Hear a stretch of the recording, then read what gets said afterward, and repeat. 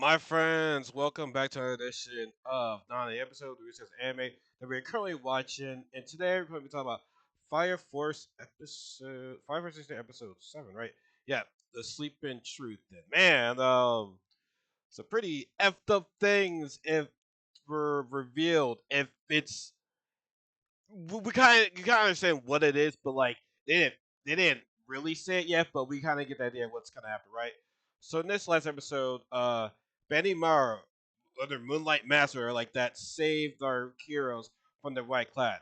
He has to hide his face because the Empire and everything because Squad 8 is now wanted by everybody because of the White Clad. So if his face is revealed, Benny Morrow, and his friend and his family are going to be wanted by the Empire. So they had to say that, right? But immediately people knew who he was. They said Benny Morrow. Either White Cloud was like, "Oh, you're Benny Morrow." It's like, "Just a moment, I'm Moonlight" or some shit like that. And even Benny Morrow was like, "What's that supposed to mean anyway? What was it be saying right there?" But I'm gonna say, man, Benny Morrow just chooses to show that he's one of the strongest fighters out there. Like the White Cloud didn't stand a chance. It just felt like Benny Morrow was just toying with these guys right there. Like they couldn't stop him. Like they couldn't stop him. He was on their level right there. But he managed to him and Chuck managed, buy some time for heroes to actually get away. But the White class is in the favor because now they have the new player, which is Iris.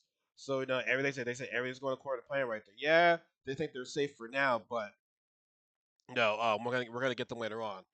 Now, Captain Obey just explained to the Bandy Mario and the guys is that you know after what's going on right now, we're gonna be looked at. We're gonna be the ones that that killed Captain Obi.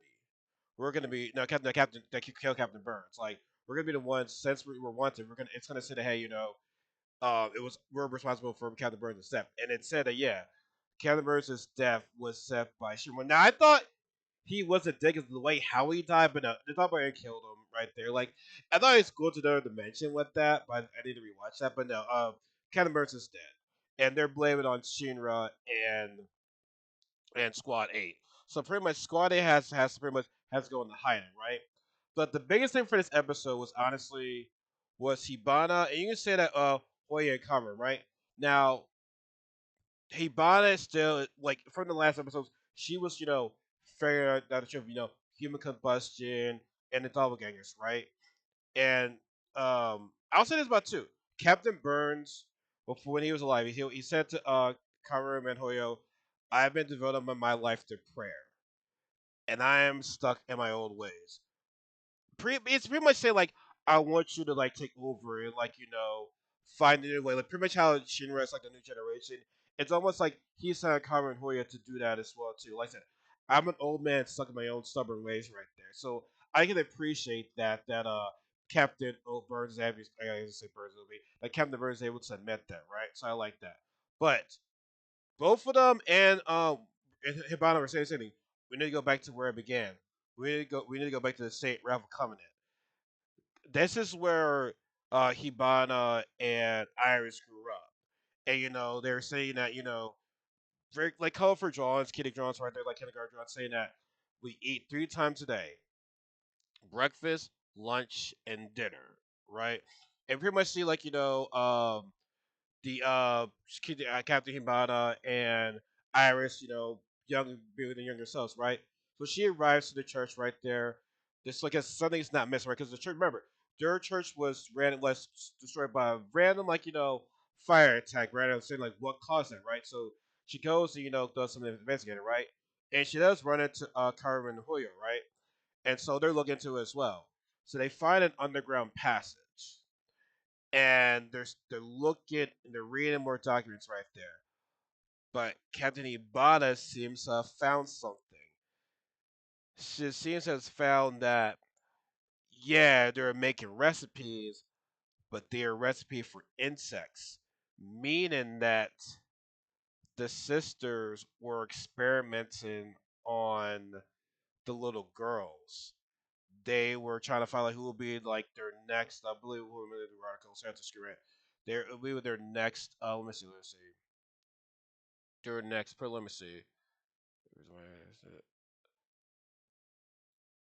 New status. Okay, yeah, but just spectrum, yeah. So that since I was, yeah, okay.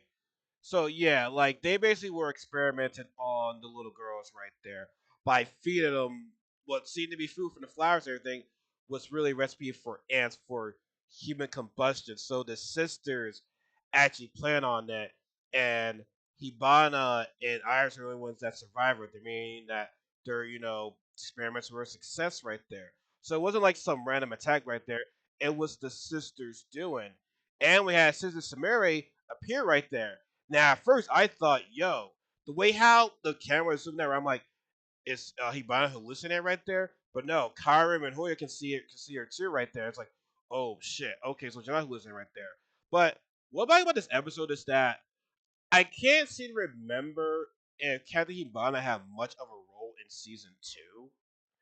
I can't remember much of her. I don't she was there but not a whole lot. But she wasn't there. She wasn't there majority of the time though. This one we're seeing her a lot more. Now obviously she was there in season one, but here in season three we're seeing more kind of Yubana right there, and I like it. The fact that like from where she was at season one, she wouldn't have cared.